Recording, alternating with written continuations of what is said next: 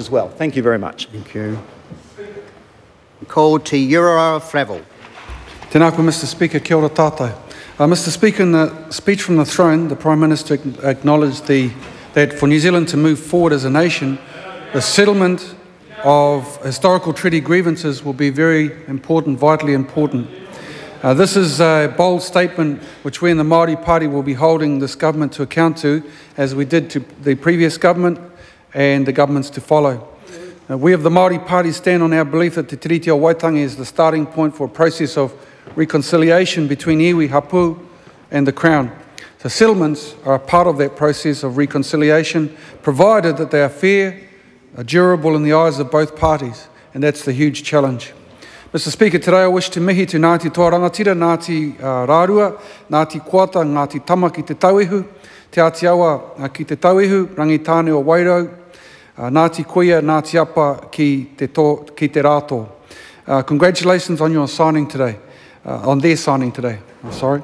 In just 10 days of this Parliament, we're celebrating a comprehensive and significant settlement for Ngāti Toa Rangatira, Tainui Taranaki ki te Tonga and Kura Haupō ki te Waipounamu. Now, without making too much of a fine point on it, Mr. Speaker, I remember a particular question time back in August 2007 when the former Minister of Treaty Settlements had to concede that there was only one claim settled from the initial negotiation to the completion, and that was for Ngā Rauru Kitahi. And so the Māori Party today, we welcome the commitment of this government to the speedy completion of final durable settlements of historical grievances. Mr. Speaker, the Māori Party has campaigned vigorously for increasing the speed of treaty settlements by a range of measures.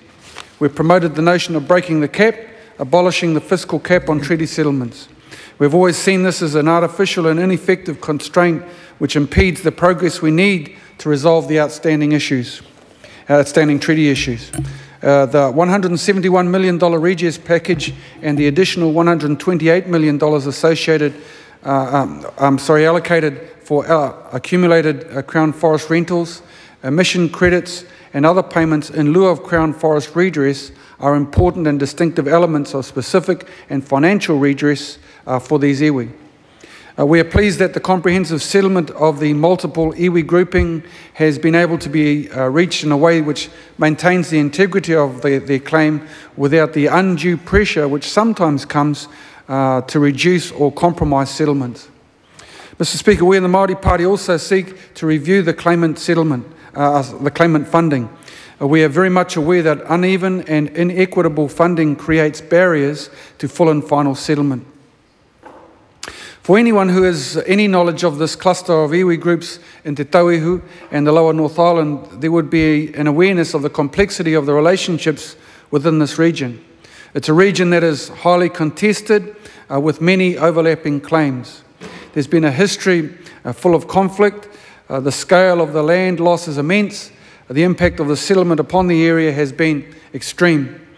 So when we look at this area, we think of the Wairau and Waipounamu purchases of the 1840s and 50s, the alienation of land from the Motueka Native Reserve, the perpetual leasing of the reserves in the 1880s, the Crown's failure to set aside adequate reserves, the kidnapping and detention of the Ngāti Toa chief Te Rauparaha without trial for 18 months, and the accumulated sense of grievance and despair at the profound breaches of Te Tiriti o Waitangi.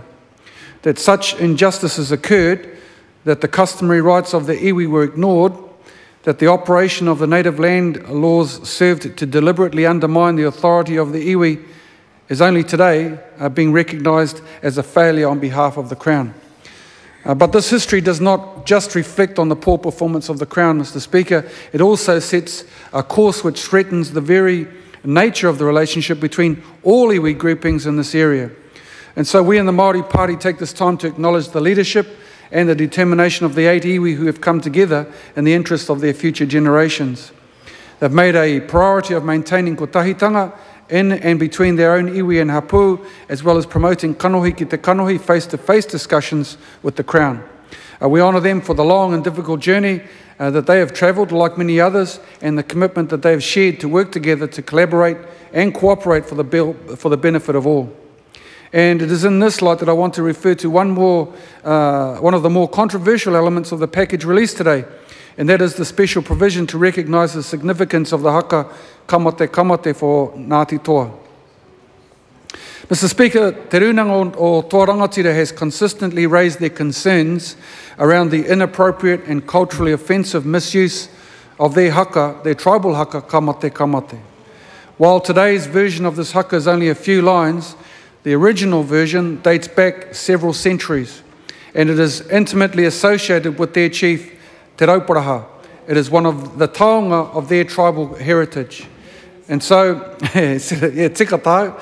And so when two New Zealanders decided to teach it to the Spice Girls at a concert in Bali, there was some immediate concern from Ngāti Toa about how the cultural integrity of that haka was maintained. Similarly, when an Italian advertising agency decided to film a group of women mimicking the haka's words and actions in an effort to sell Fiat cars, one had to wonder what the connection was between that street in Italy and Te Rauparaha.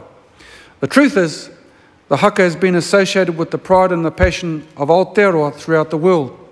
Whether it is the All Blacks stirring up those emotions in the pre-match haka or the Kiwis, the homesick New Zealanders joining together in the middle of London in a rousing rendition, it is an experience that always conveys a sense of respect and pride, I think, we have in our national identity. The words create that feeling of unity, of bringing up the triumph of life over death, of affirming the opportunity for peace and optimism. And so we honour Ngāti Toa for the unique ownership and authorship that they have for such a significant haka. It's about recognition, it's about respect. If I could just provide one note of irony, and that is the New Zealand Rugby Union would be good to cast aside, that the New Zealand Rugby Union could cast aside the New Zealand Maori team while still being prepared to incorporate this haka as a key part of their marketing strategy. Just doesn't seem on. It would seem that the cultural significance of the haka to Ngāti Toa has been completely overlooked by the New Zealand Rugby Union, who failed to make any connection at all between the use of this haka as a branding tool and the investment of the Maori participation in rugby. The pre-match haka, alongside the legendary Maori players who have formed the ranks of the All Blacks over the years, appears to be counting for nothing by the decision at the end of last year to cut the Maori team, New Zealand Maori team. Perhaps the settlement today, Mr. Speaker, to record the authorship and the significance of the haka to Ngāti Toa might inspire some more careful discussions around the board table at the New Zealand Rugby Football Union about exactly what benefit Māori receive from the high-profile use of Māori culture in the All Black marketing campaigns.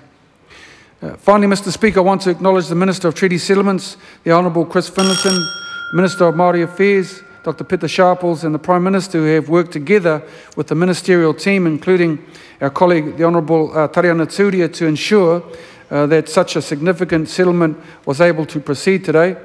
As the chair of Tainui Taranaki, Roma Hippolyte, said, today's signing ceremony is a milestone event. We welcome the focus of Mr. Finlayson on achievement, and as he said earlier this afternoon, and we are certainly keen to continue to work with him and the government in building up the momentum in treaty settlement negotiations. I've been on the road personally with my colleague Mr. Finlayson and our other colleague Georgina Te Heuheu and others from the National Party, and I'm pleased to see that that Mr. Finlayson sees the value in promoting chief-to-chief negotiations and listening to the people and engaging with Hapua Niue and in making such a strong commitment to the resolution of outstanding claims as the basis of a strong and secure future foundation for our future. We seek justice in the pursuit of reconciliation, and we're determined to do all that we can to improve performance in this regard. That investment is a key means, as the immortal words of Kamate remind us, with courage and with strength that we can triumph over overwhelming odds. Kamate, kamate, ka ora, ka ora. Kia ora tātou.